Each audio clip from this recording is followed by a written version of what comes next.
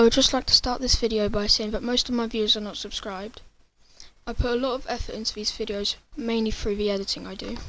I got this keyboard, the EG Carbon Mark II Tournament Edition with the red switches, off of eBuy for £27 or around $35. There will be timestamps in the description if you want to skip to the parts that you are here for. If you enjoy the video, please gently press the like button, and with all that out of the way, let's get on with the video.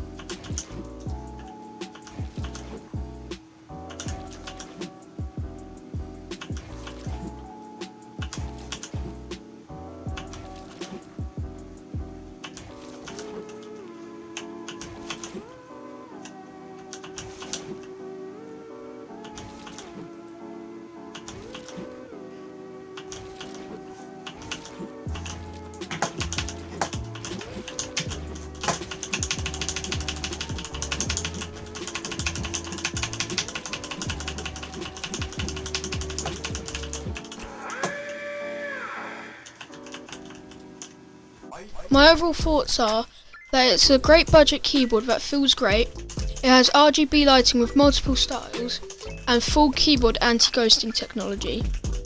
I've used it for a day now and I don't have any complaints about it, and I 100% recommend it.